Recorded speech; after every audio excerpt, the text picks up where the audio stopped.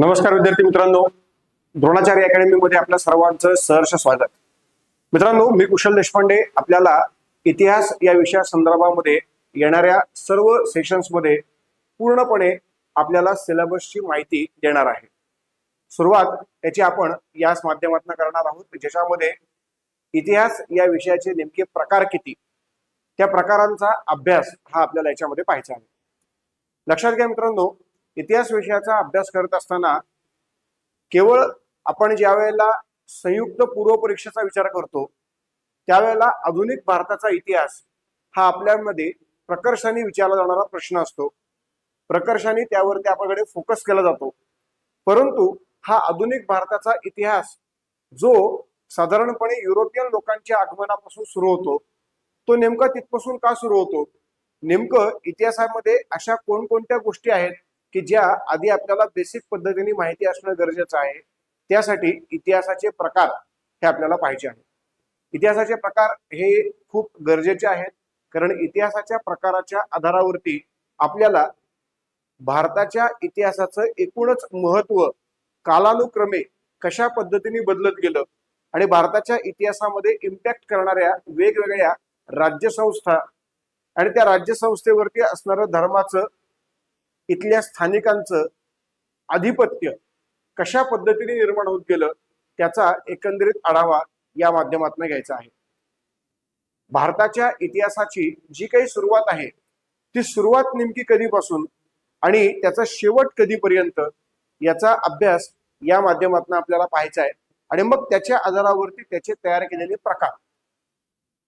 लक्षात घ्या, कोणताही इतिहास म्हणजे काय तर घडून गेलेली एखादी घटना। लक्षात घ्या, आज जे राजकारण आपल्याला पाहायला मिळतं ते राजकारण नक्कीच आज राज्यशास्त्राचा भाग आहे, पण उद्या मात्र तेच राजकारण जे आजचं राजकारण आहे तो इतिहासाचा एक भाग असतो।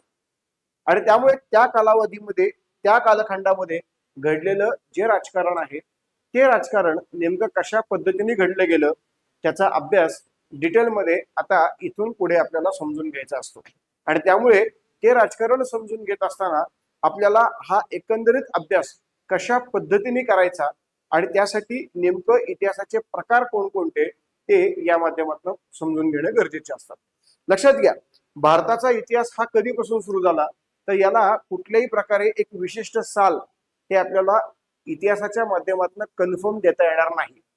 पण आतापर्यंत भारतामध्ये जे काही शोध कार्य झालेलं आहे, आतापर्यंत भारतामध्ये जे काही वेगवेगळ्या प्रकारचे ऐतिहासिक अवशेष सापडलेले आहेत त्याच्या आधारावर भारताचा इतिहास हा एका ठराविक कालावधीपासून सुरू झाला असं आपल्याकडे मानलं जातं। तो कालावधी साधारणपणे मित्रांनो इसवी सन पूर्व 2500 हा आपल्याला दिलेला आहे। लक्षात घ्या, महाराष्ट्रामध्ये खास करून नगर जिल्ह्यामध्ये दायमाबाद या ठिकाणी जोरवे नावाचे एक गाव आहे। या गावामध्ये आपल्याला काही पुरातत्वीय अवशेष सापडले आणि त्यातून एक संस्कृती उदयाला आली, त्याला आपण नाव दिलं जोरवे संस्कृती, जी महाराष्ट्रामध्ये आपल्याला पाहायला मिळते। ज्या पद्धतीने देशामध्ये आपल्याला पाहायला मिळते हडप्पा नावाची संस्कृती, त्याच हडप्पा कालखंडामध्ये जी संस्कृती महाराष्ट्रात गोदावरीच्या उपनदी असणाऱ्या प्रवरा नदीच्या काठावरती आपल्याला पाहायला मिळते त्याचं नाव जोरवे संस्कृती। आता तुम्ही म्हणाल की सर हडप्पा आम्हाला सगळ्यांना माहिती आहे, मग जोरवेचा काय संबंध आहे? तर ज्या वेळेला आपण आपल्या महाराष्ट्रासाठी इतिहासाचा अभ्यास करतो त्यावेळेला आपल्या महाराष्ट्रामध्ये इतिहासाचा सर्वात जुना कालखंड हा नेमका कधीचा आणि तो कोणता, तर मित्रांनो तो कालखंड इसवी सन पूर्व 2500 या कालावधीतला आणि तो आपल्याच नगरमध्ये असणाऱ्या दायमाबाद या ठिकाणी असणाऱ्या जोरवे या गावातला। या गावामध्ये आपल्याला ते अवशेष सापडले, पुरातत्व खात्याने ते अवशेष शोधले आणि त्यातून मित्रांनो भारतातील सर्वात प्राचीनतम संस्कृतींपैकी एक असणारी संस्कृती म्हणजेच जोरवे संस्कृती ही आपल्याला पाहायला मिळाली। ज्या पद्धतीने भारतामध्ये हडप्पा संस्कृती, मोहेंजोदारो संस्कृती आहे, त्याच कालखंडातली ही जोरवे संस्कृती आपल्याला महाराष्ट्रात पाहायला मिळाली आणि त्यामुळे भारताचा इतिहास हा जो इसवी सन पूर्व 2500 या कालावधीपासून सुरू झाला तो मित्रांनो साधारणपणे भारताला स्वातंत्र्य मिळेपर्यंत म्हणजेच इसवी सन 2000 पर्यंत आपल्याला पाहायला मिळतो। आणि त्यामुळे भारताचा हा एकूण इतिहास ज्याचा कालावधी आपल्याला साधारणपणे किती पाहायला मिळतो तर लक्षात घ्या. भारताचा हा एकूण कालावधी, भारताचा हा एकूण इतिहास, भारताचा इतिहास, या इतिहासाचा जर एकूण कालखंड आपण बघितला मित्रांनो तर हा कालखंड आपल्याला पाहायला मिळतो इसवी सन पूर्व 2500 ते इसवी सन 2000.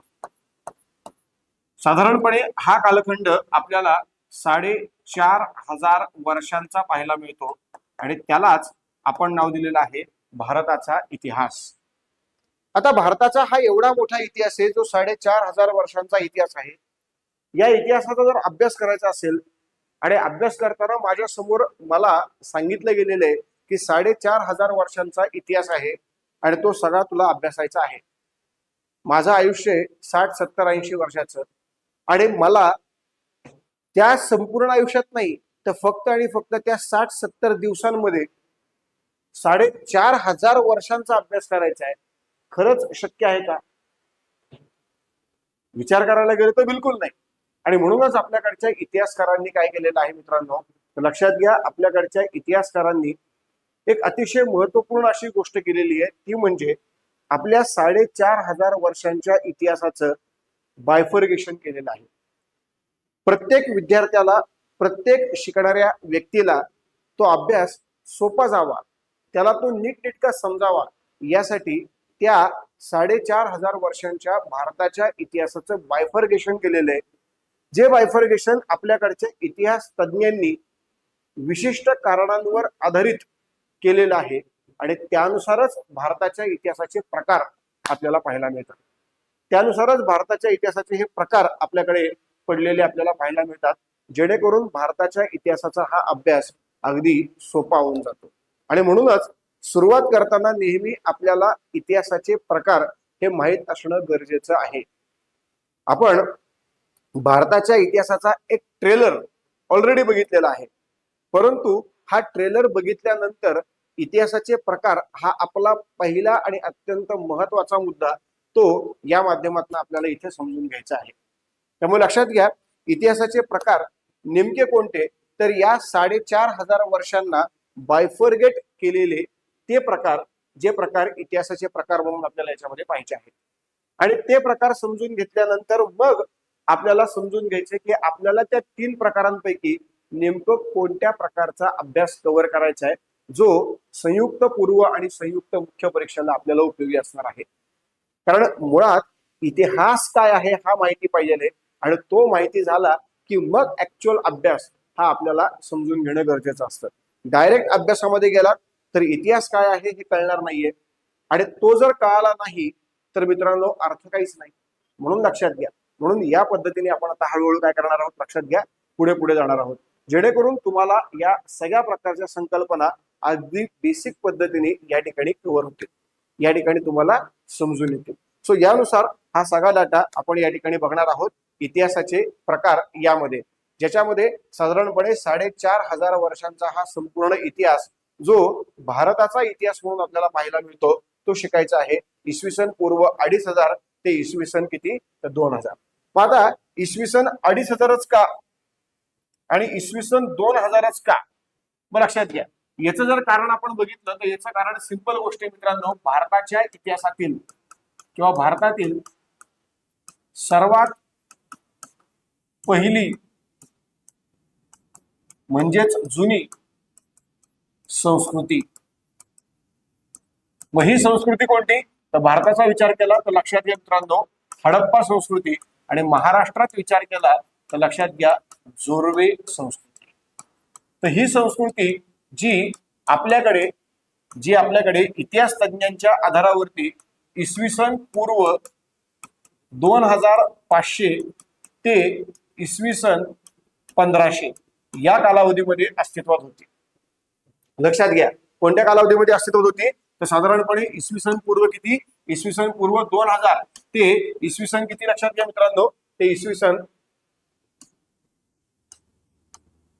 सन पूर्व 2000 ते इसवी सन किती लक्षात घ्या तर 1500 या कालावधीमध्ये ती अस्तित्वात होती. आणि म्हणूनच आपल्या इतिहासाची सुरुवात ही इसवी सन पूर्व 2500 या कालावधीमध्ये झाली हे आपण कन्फर्म सांगू शकतो. आणि हे आपण कन्फर्म सांगू शकतो यामुळेच आपल्याला इतिहासाचा अभ्यास हा इसवी सन पूर्व 2500 या काळापासून सुरू करणं गरजेचं असतं. या काळापासून तो अभ्यास आपल्याला पुढे शिकणं गरजेचं असतं. म्हणूनच भारताचा इतिहास म्हणलं की आपल्याला 2500 इसवी सन पूर्व इथपासून या अभ्यासाची सुरुवात करायची आहे. आता इसवी सन पूर्व 2500 पासून सुरुवात केली, मग 2000 पर्यंत का?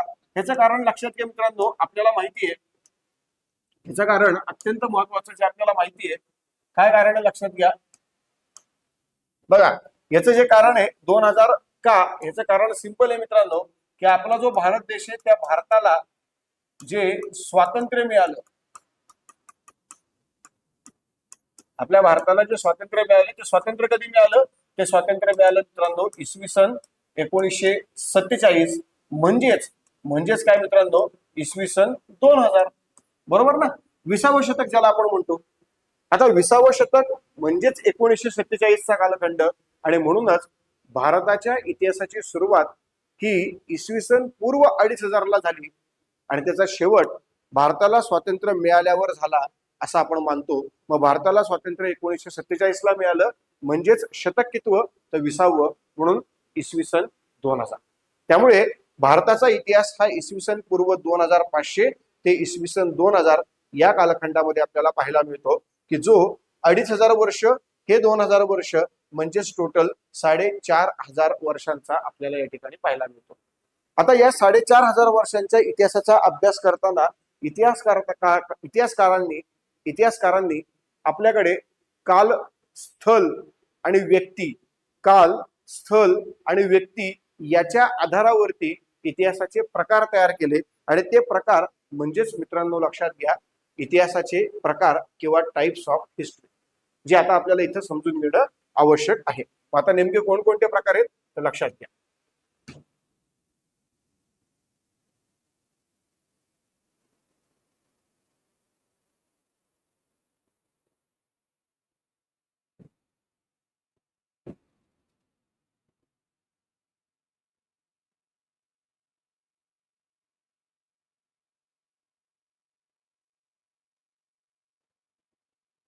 ओके, मग आता लक्षात घ्या इतिहासाचे एकूण प्रकार किती, तर आपल्याला ते प्रकार आधी आपल्याला याच्यामध्ये समजून घ्यायचे आहेत आणि मग त्याच्या आधारावरती आपल्याला पाहायचंय की त्याचे नेमके महत्व काय. बघा, इतिहासाचे जे एकूण प्रकार आहेत ते प्रकार आपल्याला पाहायला मिळतात 3. मग हे 3 प्रकार नेमके कोणकोणते? आता ते 3 प्रकार आधी आपण समजून घेऊया आणि त्याच्या आधारावरती मग आपण काय करूया मित्रांनो लक्षात घ्या, ते प्रकार डिटेलमध्ये पाहायला सुरुवात करूया. आता इतिहासाचे जे प्रकार आहेत ते प्रकार नेमके कोणकोणते तर लक्षात घ्या, ते प्रकार आपल्याला याच्यामध्ये पाहायला मिळतात. सगळ्यात पहिला प्रकार असणार आहे तो म्हणजे प्राचीन. दुसरा जो प्रकार असणार आहे तो असणार आहे मध्ययुगीन. आणि तिसरा प्रकार जो आहे तो मित्रांनो लक्षात घ्या असणार आहे आधुनिक. बघा, प्राचीन इतिहास, मध्ययुगीन इतिहास आणि आधुनिक इतिहास ज्या काळात ते घडले त्या काळातल्या लोकांना माहिती आहे का की हा इतिहास प्राचीन आहे, हा इतिहास मध्ययुगीन आहे, हा इतिहास आधुनिक आहे? तर बिलकुल नाही. ज्या काळात ते घडलं त्या काळातल्या लोकांना याच्याबद्दल सुतरामही शक्यता नव्हती किंवा माहिती नव्हतं. ज्या वेळेला आपण या सगळ्या इतिहासाचं संकलन केलं, त्यावेळेला आपल्याकडच्या इतिहासकारांनी याचा सविस्तर आढावा घेतला, याचा सविस्तर अभ्यास केला आणि त्या अभ्यासाच्या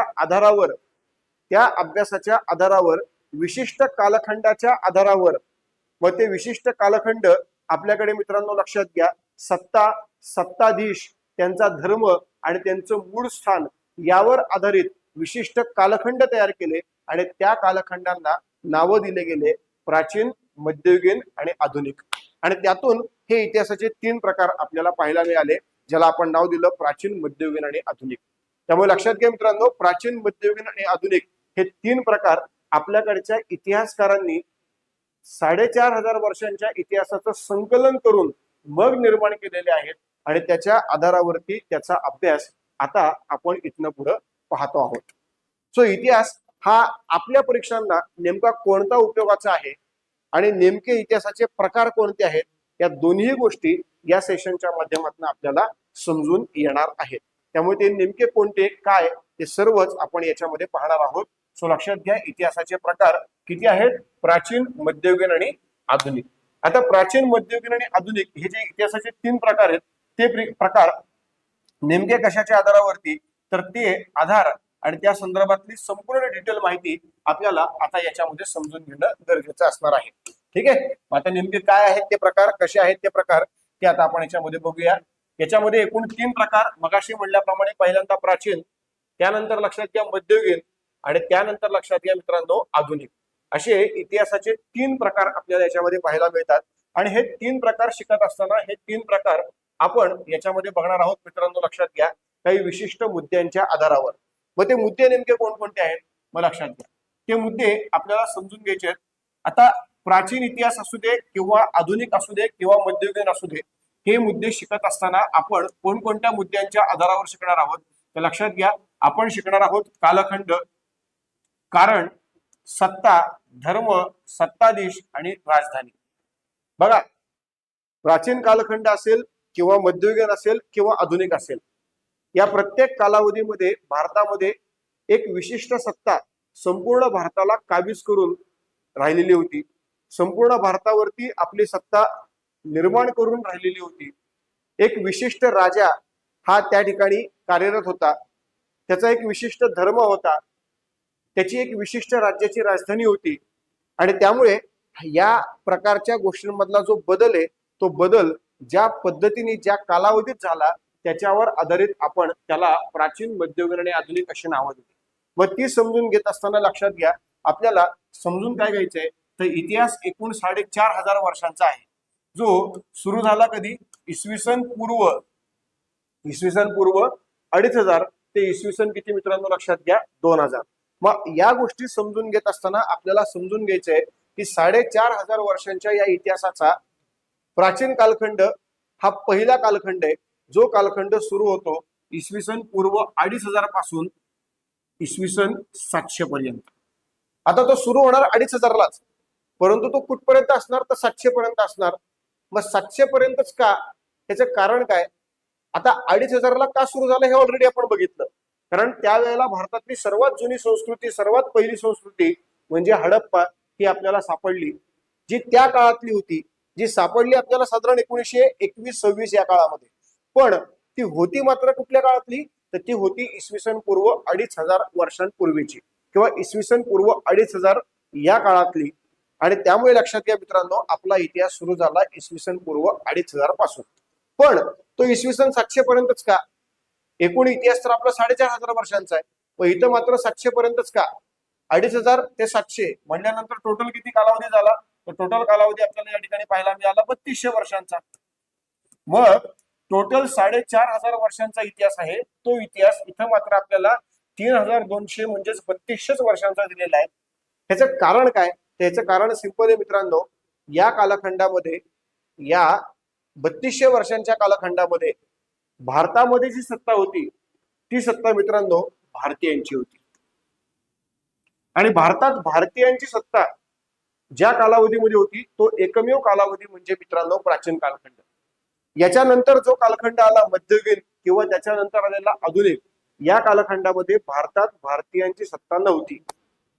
त्यामुळे भारतामध्ये असणारी जी भारतीयांची सत्ता आहे, ही भारतीयांची सत्ता केवळ याच कालावधीमध्ये अस्तित्वात होती, हे आपल्याला या माध्यमातून पाहायला मिळतं. आणि त्यामुळे लक्षात घ्या मित्रांनो, भारतामध्ये ज्या कालावधीमध्ये भारतीयांची सत्ता, मूळ इथल्या स्थानिक भारतीयांची सत्ता अस्तित्वात होती, तो कालखंड म्हणजे प्राचीन कालखंड. मग या कालखंडाचा शेवट कधी झाला तर तो शेवट झाला 700 मध्ये. मग 700 मध्ये का झाला शेवट, याचं कारण भारतीयांची सत्ता याचा शेवट झाला 700 मध्ये. आणि भारतीयांच्या सत्तेमधला सगळ्यात शेवटचा राजा म्हणजे हर्षवर्धन, या हर्षवर्धनाचा मृत्यू झाला 647 मध्ये. आपल्याकडे वर्धन नावाचं घराणं होतं आणि त्या वर्धन घराण्यामध्ये एक राजा होता, तो राजा मित्रांनो लक्षात घ्या हर्षवर्धन. जो हर्षवर्धन भारतातला आपण म्हणू शकतो लक्षात घ्या शेवटचा मूळ भारतीय राजा. भारतातील मूळ शेवटचा भारतीय राजा ज्याचा मृत्यू 647 ला झाला. मग 647 म्हणजेच कितवं शतक? तर 700. आणि म्हणून मित्रांनो लक्षात घ्या, शतक कितवं? तर 7वं. आणि म्हणूनच इसवी सन 700 पर्यंतचा कालखंड म्हणजे प्राचीन कालखंड. मग ज्या कालखंडामध्ये भारतामध्ये मूळ भारतीयांची सत्ता ही अस्तित्वात होती तो कालखंड म्हणजे प्राचीन कालखंड. हे आता इथं आपल्याला समजून घेणं गरजेचं आहे. मग ज्या कालखंडामध्ये भारतीयांची सत्ता ही भारतामध्ये अस्तित्वात होती तो कालखंड म्हणजेच प्राचीन कालखंड. आणि त्या कालखंडाचा शेवट कधी होणार? तर ज्या वेळेला तो शेवटचा भारताचा राजा संपला, मेला, वारला, त्याचा मृत्यू झाला. मग तो शेवटचा भारताचा राजा कोण होता? तर मित्रांनो वर्धन घराण्यातला हर्षवर्धन. त्याचा मृत्यू 647 ला झाला. म्हणजेच कितव्या शतकात झाला? तर मित्रांनो त्याचा मृत्यू झाला 7व्या शतकात. आणि 7व्या शतकात म्हणजेच आपण त्याला म्हणलं 700. पण लक्षात घ्या हे होतं इसवी सन पूर्व 2500 आणि हे आहे इसवी सन 700. त्यामुळे 2500 ते 0 म्हणजे हे 2500 वर्ष, 0 ते 700 म्हणजे हे 700 वर्ष. त्यामुळे 2500 प्लस 700 इज इक्वल टू 3200 वर्ष आपल्याकडे प्राचीन कालखंड आपल्याला पाहायला मिळतो. म्हणजेच एकूण 4500 वर्षांच्या भारताच्या इतिहासामध्ये सर्वात मोठा कालखंड भारताच्या इतिहासाचा कोणता? तर तो मित्रांनो प्राचीन कालखंड. ज्या प्राचीन कालखंडाचा एकूण कालावधी आपल्याला 3200 वर्षांचा पाहायला मिळतो. ज्या 3200 वर्षांच्या काळामध्ये भारतात जी सत्ता अस्तित्वात होती ती सत्ता मित्रांनो मूळ भारतीयांची होती. आणि त्या मूळ भारतीयांच्या सत्तेची सुरुवात हडप्पा संस्कृतीने झाली. आणि त्या मूळ भारतीयांच्या सत्तेचा शेवट हर्षवर्धन याच्या मृत्यूने झालेला आपल्याला पाहायला मिळतो. आता प्राचीन काळामध्ये ज्या मूळ भारतीयांची सत्ता अस्तित्वात होती ते मूळ भारतीय धर्माने कोण होते? तर मित्रांनो ते मूळ भारतीय धर्माने होते हिंदू. हिंदूच असणार, कारण भारतात राहणारा प्रत्येक वर्ग मूळ हिंदू होता. आणि त्यामुळे भारतामध्ये ज्या भारतीयांची सत्ता प्राचीन कालावधीमध्ये होती ते सर्व सत्ताधीश धर्माने कोण होते? हिंदू होते. आता धर्माने हिंदू होते, पण काही ठिकाणी आपल्याला ऐकायला मिळालं की बौद्ध आणि जैन. तर लक्षात घ्या हिंदू धर्माने ते लोक होते, परंतु हिंदूंच्या छत्रछायेखाली दोन पंथ, दोन धर्म उदयाला आले. त्याला आपण नाव दिलं जैन आणि बुद्ध. तसा विचार करायला गेलं तर हे दोन्ही धर्म न्यायालयाच्या निर्णयानुसार हिंदूंच्या आधिपत्याखाली येतात. हिंदूंचाच एक वर्ग म्हणून प्रस्थापित झाले. थोडस तत्वज्ञान वेगळं आहे, पण बाकी सर्व प्रकारच्या घडामोडी हिंदूंप्रमाणेच आहेत. कारण यांचे जे संस्थापक आहेत ते मूळ हिंदूच होते ना. आता उदाहरणार्थ जैन धर्म, जैन धर्माचे जे संस्थापक आहेत त्यांना आपण म्हणतो ऋषभदेव. ऋषभदेव हे मूळ हिंदूच होते. परंतु एक काळ होता मित्रांनो वैदिक संस्कृतीमधला.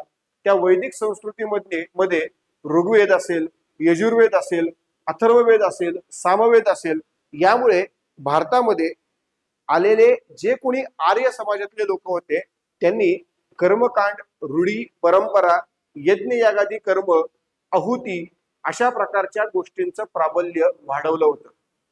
वर्णभेद, जातीभेद मोठ्या प्रमाणामध्ये होता. आणि त्यामुळे सर्वसामान्य लोकांना स्वीकारता येईल अशा प्रकारचा धर्म, अशा प्रकारे धर्माचं अस्तित्व हे भारतामध्ये उपलब्ध नव्हतं. सर्वसामान्य व्यक्तीला स्वीकारता येईल अशा धर्माचं अस्तित्व नसल्यामुळे, सर्वसामान्य व्यक्तीला स्वीकारता येईल अशा प्रकारच्या धर्माचं अस्तित्व नसल्यामुळे मित्रांनो झालं काय? तर झालं असं, त्यामुळे झालं असं मित्रांनो लक्षात घ्या.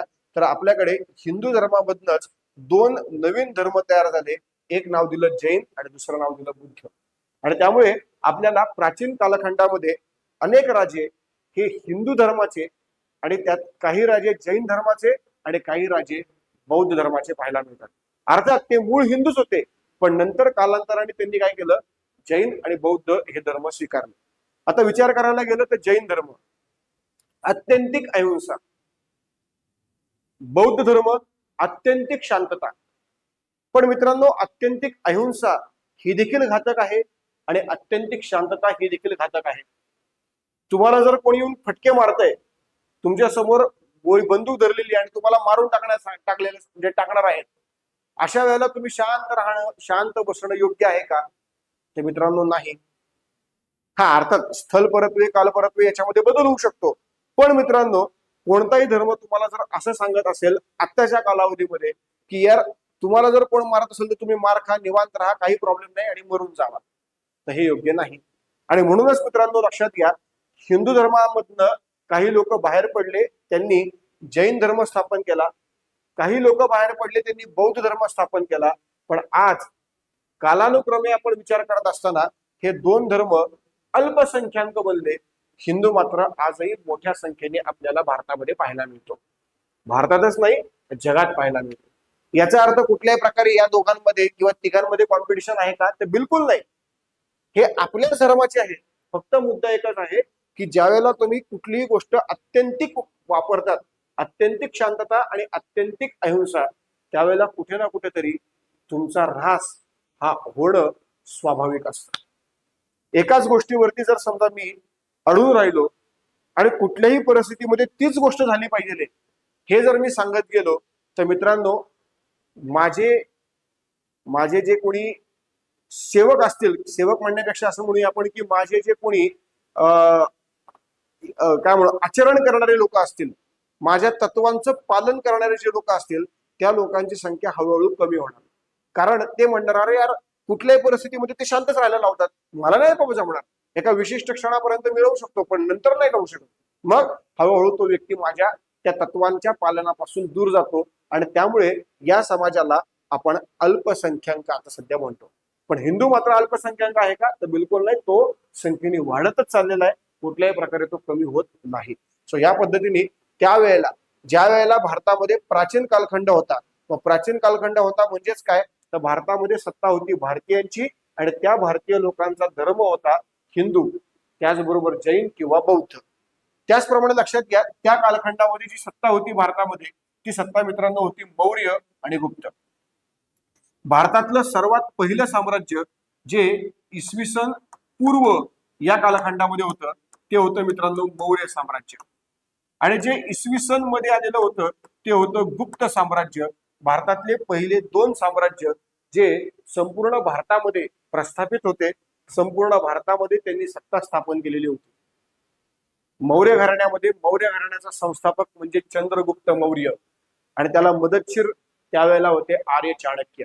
आणि त्यानंतर इसवी सनाच्या कालावधीमध्ये साधारण 3ऱ्या शतकामध्ये वगैरे इसवी सनामध्ये आपल्याला पाहायला मिळतात कोण, तर लक्षात घ्या गुप्त. गुप्त कालखंड म्हणजे भारताच्या इतिहासातला एकमेव सुवर्णयुगीन कालखंड, ज्या कालावधीमध्ये आपल्याकडे सोन्याचं चलन होतं. आता सोन्याचं चलन होतं याचा अर्थ तो कालखंड सगळ्यात प्रगतशील कालखंड होता, प्रत्येक क्षेत्रामध्ये प्रगती होती, त्याशिवाय तुम्ही सोन्याचं कॉइन वापरणार नाही. आता जर कुठल्याच क्षेत्रामध्ये प्रगती नसेल आणि तुम्ही म्हणलात की नाही माझ्याकडे सोन्याचं कॉइन आहे, असं थोडी शक्य असतं. एखादा झोपडपट्टीमधला व्यक्ती आणि तो गळ्यामध्ये सोन्याची माळ घालून आहे किंवा एखादा दागिना घालून आहे किंवा वेगवेगळ्या प्रकारे त्यांनी चेन वगैरे लॉकेट वगैरे केलेलं आहे आणि घातलेलं आहे, पण खायला अन्न नाही, असं शक्य आहे का? बिलकुल नाही.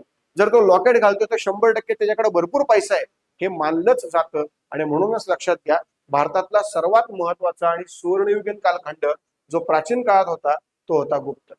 अशा प्रकारे दोन महत्वाचे सत्ताधीश साम्राज्य भारतामध्ये होते, एक मौर्य आणि दुसरा गुप्त. तो कालखंड म्हणजे प्राचीन कालखंड. या प्राचीन कालखंडामध्ये भारताची राजधानी ही मित्रांनो पाटलीपुत्र होती, म्हणजेच आजचा पाटणा. हे या ठिकाणी लक्षात घेणं गरजेचं आहे. त्यामुळे प्राचीन कालखंडामध्ये सत्ता केंद्र हे पाटलीपुत्र आहे आणि प्राचीन कालखंडामध्ये सत्ता केंद्रातला प्रमुख भारतीय आहे, धर्माने हिंदू आहे. आणि त्यावेळेला जे सत्ताधीश होते त्यामध्ये एक होते मौर्य आणि त्यांच्या नंतरच्या कालावधीमध्ये होते लक्षात घ्या गुप्त. अशा पद्धतीने प्राचीन इतिहास भारताच्या 4500 वर्षांच्या या इतिहासामधला सगळ्यात पहिला कालखंड, सगळ्यात पहिला प्रकार म्हणजेच मित्रांनो प्राचीन भारताचा इतिहास, जो 3200 वर्षांचा आहे. पण मित्रांनो तो इतिहास आपल्या सिलेबसमध्ये नाही. मग तुम्ही म्हणाल मास्तर एवढं कशाला लक्षात घेतलं? पण मित्रांनो एखादी गोष्ट सिलेबसमध्ये नाही आणि ती घ्यायची नाही असं आहे का? तर बिलकुल नाही. आपल्याला इतिहास समजण्यासाठी, पुढचा भाग समजण्यासाठी आधीचा भाग थोडा तरी क्लिअर असणं गरजेचं आहे आणि म्हणूनच आपण हे मुद्दा या ठिकाणी समजून घेतलेला आहे. सो हा झाला आपल्याकडचा प्राचीन भाग. त्याच्यानंतर लक्षात घ्या मित्रांनो आपल्याकडच्या इतिहासातला दुसरा प्रकार कोणता लक्षात घ्या? दुसरा प्रकार आहे मध्ययुगीन इतिहास. अतिशय महत्वाचा असा हा प्रकार मध्ययुगीन इतिहास. आता ज्या पद्धतीने आपण म्हणलं की इसवी सन 700 पर्यंतचा कालावधी, म्हणजे इसवी सन पूर्व 2500 ते इसवी सन 700, हा जो काही 3200 वर्षांचा कालावधी आहे तो प्राचीन इतिहास आहे. कारण त्या कालावधीमध्ये भारतात भारतीयांची सत्ता होती आणि भारतातला भारतीयांचा सर्वात शेवटचा राजा हर्षवर्धन याचा मृत्यू 647ला म्हणजेच 7व्या शतकात झाला आणि त्यामुळे तिथं प्राचीन भारताचा इतिहास संपला. मग नवीन इतिहास कुठला आला? कारण नवीन इतिहास जो आलेला होता त्याच्यामध्ये आता भारताच्या सत्तेच्या गादीवरती भारतीय व्यक्ती बसलेला नाहीये. आता मात्र जो बसणार आहे तो दुसराच कोणीतरी आहे. व तो दुसरा जो सत्तेच्या गादीवर बसणार आहे तो कालावधी म्हणजे मध्ययुगीन कालावधी. मग जो व्यक्ती सत्तेच्या गादीवर बसला तो नेमका भारतात पहिल्यांदा कधी आला? कारण तो मूळ भारतातला नाहीच आहे. आता भारतामध्ये भारतीयांची सत्ता आहे का? तर नाहीये. भारतीयांची सत्ता म्हणजे हिंदूंची आणि हिंदूंचा शेवटचा राजा म्हणजे हर्षवर्धन. याचा अर्थ आता इथनं पुढे भारतात जी सत्ता आहे ती परकीयांची आहे आणि परकीयांमध्ये सगळ्यात पहिल्यांदा आपल्याकडे कोण आलं होतं? तर मित्रांनो, इस्लामिक लोक आलेले होते, अरेबियन लोक आलेले होते. हे अरेबियन लोक भारतामध्ये आले होते व्यापार या कारणासाठी. परंतु मित्रांनो, या लोकांनी भारतावरती सत्ता केंद्र स्थापन केलं, भारताला सत्ता केंद्र बनवलं आणि भारतात सत्ता गाजवली. मग ज्या वेळेला भारतातला प्रमुख हा भारतीय नाहीये, ज्या वेळेला भारतातला प्रमुख हा भारतीय नाही, त्यावेळेला मित्रांनो लक्षात घ्या, त्यावेळेला तो कालखंड म्हणजे मध्ययुगीन कालखंड. मग या मध्ययुगीन कालखंडामध्ये लक्षात घ्या, या मध्ययुगीन कालखंडामध्ये भारताचा जो प्रमुख आहे हा प्रमुख नेमका कोण आहे? भारताचा जो प्रमुख आहे हा नेमका कोण आहे लक्षात घ्या. तर भारताचा प्रमुख हा कुठल्याही प्रकारे भारतीय नाहीये, तर तो अरेबियन आहे, तो बाहेरचा व्यक्ती आहे. मग तो बाहेरचा व्यक्ती म्हणजे कोण आहे लक्षात घ्या, तो बाहेरचा व्यक्ती म्हणजे मित्रांनो, तो बाहेरचा व्यक्ती म्हणजे कोण आहे?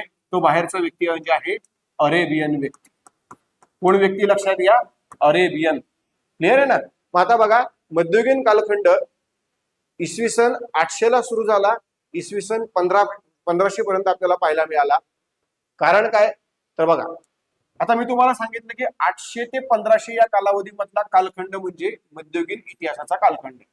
मग या मध्ययुगीन कालखंडामध्ये सत्ता कोणाची होती? तर ती अरेबियन लोकांची होती आणि अरेबियन लोक म्हणजेच इस्लाम धर्माचे लोक. मग हे अरेबियन मूळ भारतातले आहेत का? तर नाही, हे परकीय होते, परकीय आक्रमणकारी.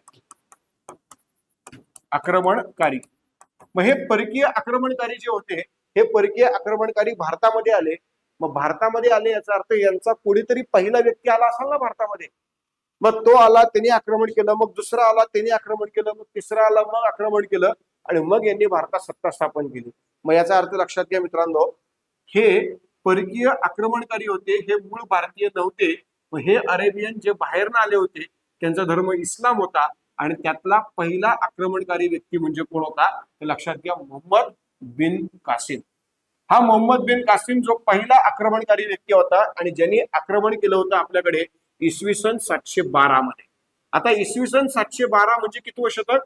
तर शतक आहे 8वे. इसवी सन 712 म्हणजेच शतक कितवे मित्रांनो? लक्षात घ्या, 8वं शतक आहे. आणि या 8व्या शतकामध्ये पहिल्यांदा काय घडलं मित्रांनो? लक्षात घ्या, या 8व्या शतकामध्ये पहिल्यांदाच इस्लामिक आक्रमण भारतामध्ये झालेलं आपल्याला पाहायला मिळालं. आणि तो पहिला आक्रमणकारी इस्लामिक व्यक्ती कोण होता? तर मोहम्मद बिन कासिम. भारतामध्ये आक्रमण करणारा पहिला इस्लामिक व्यक्ती नाव मोहम्मद बिन कासिम. मग दुसरा व्यक्ती कोण होता? दुसरा व्यक्ती होता मित्रांनो गझनीचा मेहमूद. मग तिसरा व्यक्ती कोण होता मित्रांनो? लक्षात घ्या, तर तो व्यक्ती होता मोहम्मद घोरी. सो हे तीन महत्वाचे इस्लामिक जे अरेबियन कंट्रीज मधून आलेले होते, ते भारतावर अटॅक करणारे पहिले 3 मुस्लिम शासक. सगळ्यात पहिला मोहम्मद बिन कासिम, ज्यांनी भारतातल्या सिंध प्रांतावर आक्रमण केलं आणि सिंधचा त्यावेळेसचा हिंदू राजा दाहिर, सिंधचा त्यावेळेसचा हिंदू राजा दाहिर याला आपलंसं करून सिंध प्रांतामध्ये सत्ता स्थापन केली. कोणी? तर मोहम्मद बिन कासिम या व्यक्ती.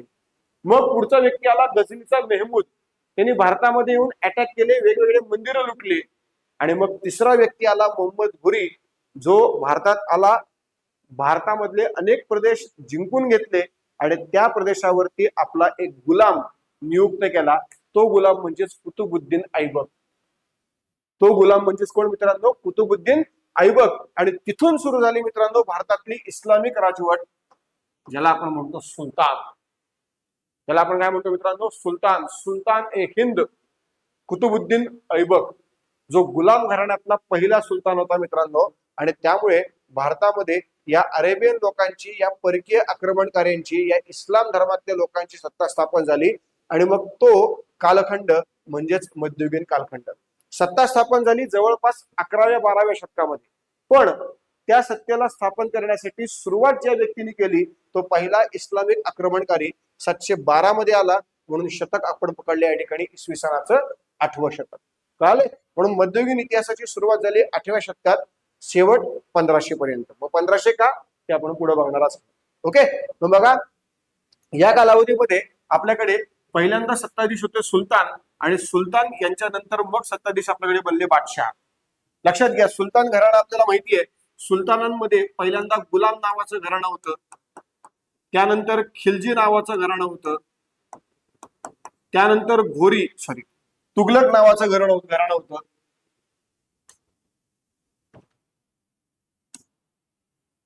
ओके. सगळ्यात पहिल्यांदा लक्षात घ्या, सगळ्यात पहिल्यांदा गुलाम नावाचं घराणं होतं, मग खिलजी नावाचं घराणं होतं, मग तुगलक नावाचं, त्याच्यानंतर लक्षात घ्या सय्यद नावाचं, आणि मग 5वं होतं लोधी नावाचं. मग अशा प्रकारचे 5 घराणे आणि त्या 5 घराण्यांचे वेगवेगळे सुलतान हे दिल्लीच्या गादीवरती सत्तेमध्ये होते. मग यामध्ये सगळ्यात शेवटचा लोधी, इब्राहिम लोधी, याला पराभूत करून बादशाह बनला बाबर. आणि मग बाबर दिल्लीचा बादशाह बनला, भारताचा बादशाह बनला, त्याची सत्ता सुरू झाली. आणि अशा पद्धतीने ही इस्लामिक राजवट भारतामध्ये आपल्याला पाहायला मिळाली. मग इस्लामिक राजवटीची सुरुवात करणारा, त्यासाठी पहिल्यांदा इस्लामिक आक्रमण करणारा इस्लामिक व्यक्ती जो भारतात पहिल्यांदा पाऊल ठेवणारा तो म्हणजे मोहम्मद बिन कासिम. त्याच्या आक्रमणापासून म्हणजेच 8व्या शतकापासून सुरू झाला मध्ययुगीन कालखंड. आणि त्या हिंदू राजाच्या म्हणजेच हर्षवर्धनच्या मृत्यूपर्यंत आपल्याला पाहायला मिळतो प्राचीन कालखंड. म्हणून 700 पर्यंत प्राचीन आणि 8व्या शतकापासून सुरू होतो आधुनिक. मग या आधुनिक मध्ये सत्ता केंद्र होतं, लक्षात घ्या, आपल्याकडे दिल्ली आणि आग्रा. या सत्ता केंद्रामध्ये, या राजधानीमध्ये सुलतान आणि बादशाहची सत्ता होती. पहिल्यांदा सुलतान, त्यानंतरच्या कालावधीमध्ये बादशाह. त्यांचा धर्म होता इस्लाम. आणि ते जे आपल्याकडे प्रॉपर होते मित्रांनो, ते प्रॉपर कुठले आलेले होते? तर ते आलेले होते अरबस्थानामधनं. म्हणजेच ते कोण होते? ते होते अरेबियन. ओके, ते होते कोण मित्रांनो? लक्षात घ्या, अरेबियन. सो हे आपल्याला या ठिकाणी लक्षात ठेवणं गरजेचं आहे. या माध्यमातून जर आपण संपूर्ण हा अभ्यास कव्हर केला तर नक्कीच आपला हा अभ्यास 100% सोपा आहे. यात कुठल्याही प्रकारचा आपल्याला परत प्रॉब्लेम येणार नाही. सो यानुसार हा मध्ययुगीन इतिहासाचा कालखंड आपण मगाशी बघितला प्राचीन. मग मध्ययुगीन इतिहासाचा कालखंड हा किती वर्षांचा? तर लक्षात घ्या 800 ते 1500 म्हणजेच किती झाला? लक्षात घ्या 800 ते 1500 म्हणजेच किती वर्ष झाले? साधारणपणे 700 वर्षांचा हा कालखंड म्हणजे आपल्याकडचा मध्ययुगीन इतिहासाचा कालखंड. एकूण भारताचा इतिहास 4500 वर्षांचा, ज्यात आपण प्राचीन बघितला 3200 वर्षांचा कालखंड आणि आता मध्ययुगीन बघितला आपण 700 वर्षांचा कालखंड. आणि त्यानंतर मग उरलेला एकमेव कालखंड कोणता? तर लक्षात घ्या, कालखंड मित्रांनो आपल्याकडचा एकमेव उरलेला तो म्हणजे आधुनिक भारताचा इतिहास. शेवटचा भारताच्या इतिहासातला कालखंड ज्याला आपण नाव दिलं, लक्षात घ्या, आधुनिक भारताचा इतिहास. अतिशय महत्वाचा असा हा कालखंड, त्याचा आता अभ्यास आपण याच्यामध्ये पाहणार आहोत. सो लक्षात घ्या, आधुनिक भारताचा इतिहास ज्याचा कालखंड साधारणपणे आपल्याकडे केवळ 500 वर्षांचा आहे. जास्त बिलकुल नाहीये, फक्त 500 वर्ष. सो 500 वर्षांचा हा कालावधी साधारण 1500 ला सुरू झाला, 2000 पर्यंत आपल्याला पाहायला मिळाला. त्यामुळे आधुनिक भारताचा इतिहास केवळ 500 वर्षांचा. टोटल आपण मगाशी बघितल्याप्रमाणे 4500 वर्षांचा भारताचा इतिहास, ज्याच्यामध्ये आपण पहिल्यांदा प्राचीन बघितला, तो होता 3200 वर्षांचा. त्यानंतर आपण बघितला मध्ययुगीन, तो होता लक्षात घ्या मित्रांनो 700 वर्षांचा. आणि हा आहे आधुनिक, जो आपण बघितला किती वर्षांचा, 500 वर्षांचा. तेव्हा 500 + 700 किती झाले मित्रांनो, तर 500 + 700 = 12 आणि वरती 3200 म्हणजे किती झाले टोटल, टोटल आपल्याकडचे झाले 4400. फक्त लक्षात घ्या तो 800 वगैरे म्हणून आपण या ठिकाणी थोडस 100 वर्ष पेक्षा काउंटिंग मध्ये मागे पडलो, कारण आपल्याला माहिती आहे की 800 ला संपला की 800 ला सुरू झाला पाहिजे, पण आपण काय केलं तो 700 पर्यंत ठेवला आणि हा 800 पासून चालू केला, म्हणून तो थोडासा डिफरन्स आपल्याला याच्यामध्ये पाहायला मिळतो. सो एकंदरीतच आधुनिक भारताचा इतिहास केवळ 500 वर्षांचा इतिहास आहे. हा खूप कमी वर्षांचा इतिहास आहे, पण याच्यावरती मार्क सगळ्यात जास्त नवे तर संपूर्ण मार्क याच्यावरच.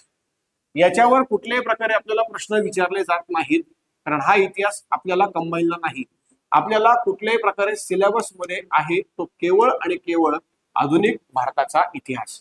तेव्हा आपल्याला जो अभ्यास करायचा तो केवळ आधुनिक भारताचा इतिहास. मग तो आधुनिक भारताचा इतिहास कधीपासून करायचा, मग लक्षात घ्या तो करायचा इसवी सन 1500 पासून 2000 पर्यंत. मग 1500च का, याचं कारण काय तर लक्षात घ्या 1500चं कारण असे की आधुनिक भारतामध्ये आपल्याकडे जी सत्ता होती ती सत्ता कोणाची होती, ती सत्ता होती युरोपियन लोकांची, जे ख्रिश्चन धर्माचे लोक होते. जे कोण होते मित्रांनो, ख्रिश्चन धर्माचे. बघा प्राचीन कालखंड सत्ता होती आपल्या लोकांची म्हणजे भारतीयांची, आपल्या लोकांची सत्ता होती, भारतीयांची सत्ता होती आणि ते धर्माने हिंदू होते. मध्ययुगीन कालखंडामध्ये परकीय आक्रमणाला सुरुवात झाली, सत्ता आली परकीयांची म्हणजे अरेबियांची, धर्म होता इस्लाम. आधुनिक मध्ये परकीय आक्रमण युरोपियन लोकांचं झालं, व्यापारासाठी झालं आणि त्यांनी सत्ता स्थापन केली. ते धर्माने होते ख्रिश्चन, म्हणजे पहिल्यांदा हिंदूंचं राज्य, मग इस्लामिक लोकांचं राज्य, मग ख्रिश्चन लोकांचं राज्य हे आपल्या भारतावरती निर्माण झालेलं आपल्याला पाहायला मिळतं. मग या पद्धतीने भारतामध्ये आधुनिक कालखंडामध्ये ख्रिश्चन धर्माचं राज्य, मूळ युरोपियन लोकांचं राज्य तयार झालं. मग या युरोपियन लोकांपैकी पहिला युरोपियन जो भारताच्या भूमीवर आला, जो सागरी मार्गाने भारताच्या भूमीवर आला, तो पहिला युरोपियन, त्या व्यक्तीचं नाव होतं लक्षात घ्या Vasco the gamma. Vasco the gamma हा पहिला युरोपियन व्यक्ती जो खास करून व्यापारासाठी भारतात आला होता. ज्या पद्धतीने आपण मगाशी बघितलं की मोहम्मद बिन कासिम कशासाठी आला होता भारतामध्ये, तर तो भारतामध्ये आला होता मित्रांनो आक्रमणासाठीच, सत्ता हस्तंगत करण्यासाठीच आला होता. हे लोक आले होते व्यापारासाठी, पण व्यापारामध्ये इतका प्रचंड फायदा होता की जर इथल्या शासकांच्या माध्यमातून एवढा फायदा होतोय तर आपणच शासक बनलो तर किती फायदा होईल बरं, मग तो सगळा फायदा आपल्यालाच मिळाला पाहिजे नाही, हा विचार करून मित्रांनो हे व्यापारासाठी आलेले लोक इथले सत्ताधीश बनले.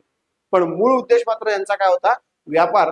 आणि त्यासाठी आलेला पहिला युरोपियन व्यक्ती जो सागरी मार्गाने भारतात आला तो Vasco the gamma. Vasco the gamma भारतामध्ये पोहोचला 1498 ला. आता 1498 म्हणजेच कितवं शतक, तर मित्रांनो लक्षात घ्या 15वे शतक. 15वे शतक. आणि म्हणूनच आपण इथं पाहतो इसवी सन 1500 ला आधुनिक भारताचा इतिहास सुरू झाला. कधीपर्यंत, 2000 पर्यंत. मग 2000 पर्यंत काय, ते ऑलरेडी आपण पाहिलेले, भारताला स्वातंत्र्य मिळालं 47 ला, म्हणजेच शतक कितवं, तर 20वं शतक. म्हणून इसवी सन 1500 ते इसवी सन 2000 या संपूर्ण कालावधीमध्ये आपल्याला आधुनिक भारताचा इतिहास हा या ठिकाणी पाहायला मिळतो. आधुनिक भारताचा इतिहास अतिशय महत्वाचा आहे आणि याच्यावरती प्रश्न देखील पेपरला अनेकदा विचारले जातात. त्यामुळे याच्यावरती कॉन्सन्ट्रेशन ठेवणं, याचा अभ्यास व्यवस्थित पद्धतीने कव्हर करणं हे आपल्याला गरजेचं असणार आहे. मग या आधुनिक कालखंडामध्ये युरोपियन लोक भारतात आले होते. युरोपियन लोक अनेक देशांचे होते, पण सत्ता कोणाची होती भारतामध्ये, तर सत्ता मात्र ब्रिटिशांची होती. कारण आपल्याला माहिती भारतात आलेले युरोपियन अनेक होते, पण ज्यांनी संपूर्ण भारतामध्ये सत्ता गाजवली, संपूर्ण भारत ज्यांनी ताब्यात ठेवला होता, ते आपल्याकडे कोण होते लक्षात घ्या, तर ते होते सत्ताधीश ब्रिटिश. राजधानी होती दिल्ली आणि कलकत्ता.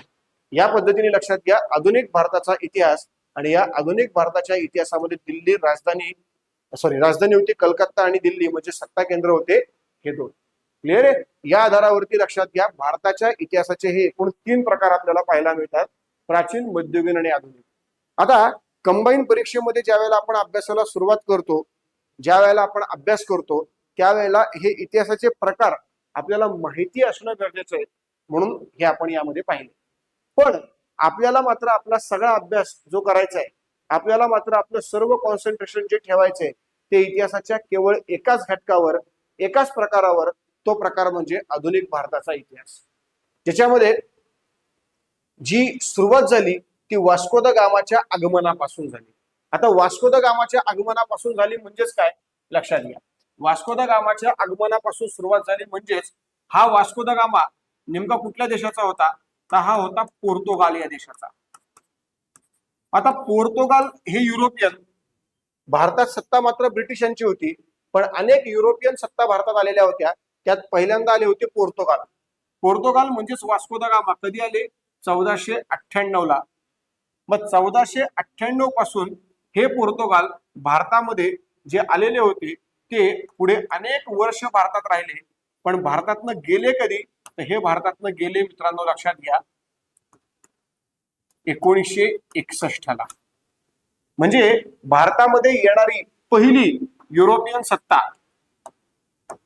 आले पहिले 1498 ला आणि गेले सर्वात शेवटी 1961 ला. आणि त्यामुळे आपल्या आधुनिक भारताचा इतिहास 1498 ला सुरू होतो, 1961 ला संपतो.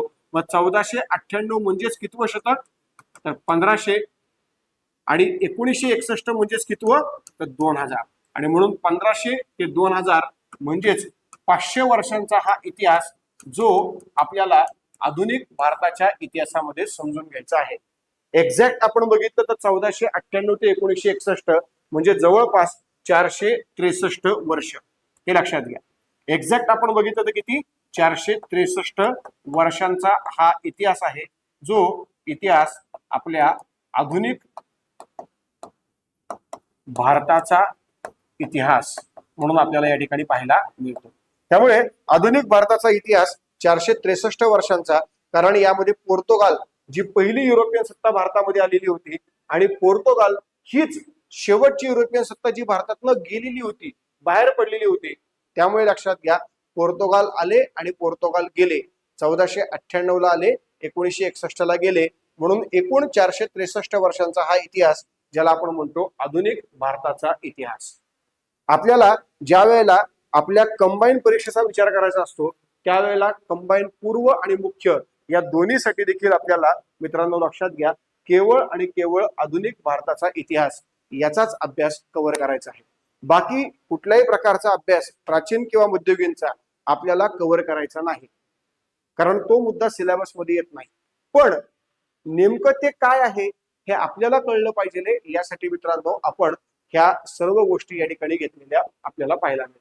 कारण शेवटी लक्षात घ्या, मी ज्यावेळेला अभ्यास करतोय त्यावेळेला मला कळलं पाहिजे की नेमकं हे काय आहे. हे जर मला कळलंच नाही तर मी नुसताच अभ्यास करतोय, कोणीतरी सांगितलेले म्हणून मी करत जातोय, असं होतं.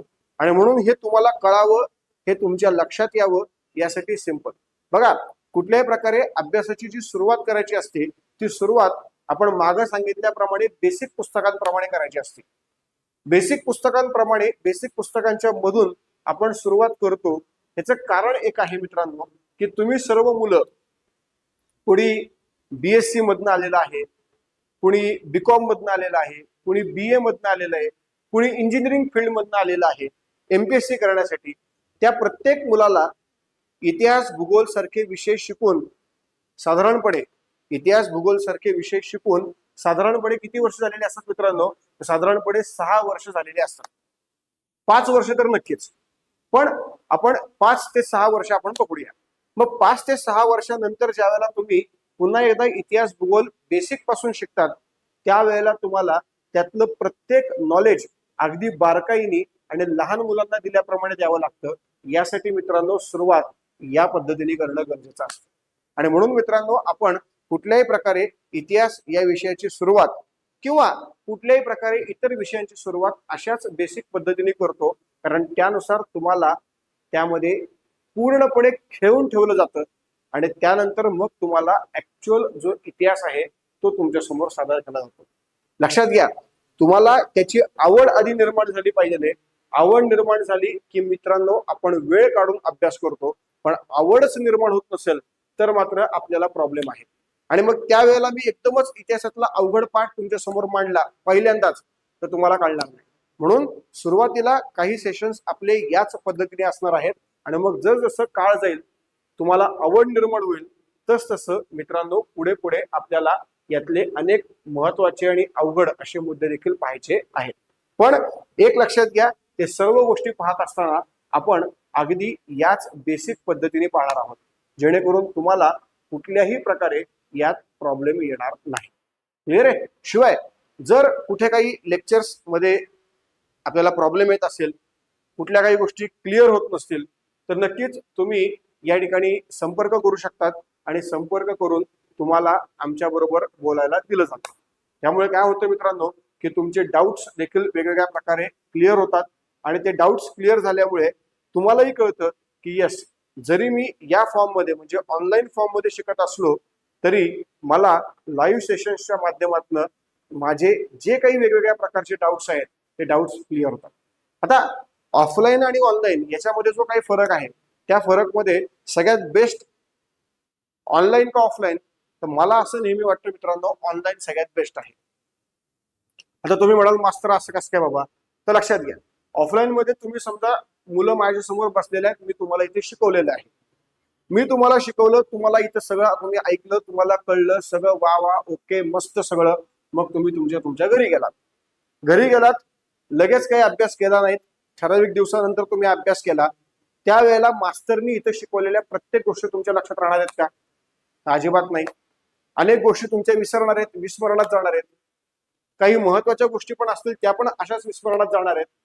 पण तसं ऑनलाईन मध्ये होत नाही. ऑनलाईन मध्ये तुम्हाला ते लेक्चर अनेकदा बघण्याची सूट दिलेली असते, अनेकदा बघण्याची तुम्हाला परवानगी दिलेली असते. त्यामुळे एखादा मुद्दा तुम्हाला लक्षात नाही आला की पुन्हा तो तुम्ही बघू शकतात आणि त्यातनं तो मुद्दा समजून घेऊ शकतात. पहिल्यांदा लेक्चर करतायत नॉर्मल स्पीडनी करा, दुसऱ्यांदा तिसऱ्यांदा चौथ्यांदा लेक्चर करतायत मग तुम्ही फास्ट स्पीड मध्ये जरी लेक्चर केलं तरी तुमच्या कानावर फक्त ते मुद्दे पडले की पट पट पट पट पट पट तुम्हाला मुद्दे क्लिअर होत जातात. आणि त्यामुळे नक्कीच ऑनलाईन हे ऑफलाईन पेक्षा बेस्ट असणार आहे आणि त्याचा अनुभव तुम्हाला या प्रत्येक सेशन्स मध्ये, माझ्याच नाही तर प्रत्येक विषयाच्या सेशन्स मध्ये तुम्हाला अनुभवायला मिळणार आहे.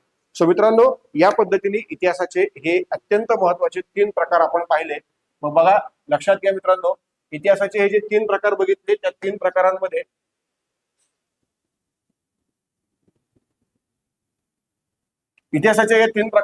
आपण काय काय पाहिलं लक्षात घ्या. इतिहासाचे हे जे 3 प्रकार आहेत या 3 प्रकारांमध्ये आपण काय काय पाहिलं, या 3 प्रकारांमध्ये आपण पाहिलं की भारताचा इतिहास किती वर्षांचा होता, तर हा भारताचा इतिहास होता जवळपास 4500 वर्षांचा, जो सुरू झाला होता कधी इसवी सन पूर्व 2500 ते इसवी सन किती 2000 पर्यंत. त्यामुळे टोटल इतिहास 4500 वर्षांचा. आणि मग त्याचा अभ्यास करण्यासाठी त्याचं बायफर्गेशन, मग त्यालाच आपण म्हटलं टाइप्स ऑफ हिस्ट्री किंवा इतिहासाचे प्रकार. मग यामध्ये सगळ्यात पहिला प्रकार प्राचीन, कारण या कालखंडामध्येच भारतात जी सत्ता होती ती मूळ भारतीयांची होती. ते लोक धर्माने हिंदू होते, ते मूळ भारतीय होते, धर्माने हिंदू होते. त्यांची सत्ता भारतामध्ये आपल्याला पाहायला मिळते. पण त्यांच्या सत्तेमधला शेवटचा भारतीय राजा हर्षवर्धन याचा मृत्यू झाला आणि त्याच्या मृत्यूमुळे प्राचीन कालखंड संपला. मग आला आधुनिक कालखंड, कारण या आधुनिक कालखंडामध्ये सत्ता होती भारतामध्ये इस्लामिक लोकांची, अरेबियन लोकांची. पण ही अरेबियन लोकांची सत्ता म्हणजे सुलतान आणि बादशाह, ज्यांची सत्ता ऍक्च्युअल 11व्या-12व्या शतकात सुरू झाली. पण हे इस्लामिक लोक भारतामध्ये यायला सुरुवात मात्र 8व्या शतकापासून झाली, कारण 712 मध्ये पहिलं इस्लामिक आक्रमण मोहम्मद बिन कासिम या व्यक्तीने केलं.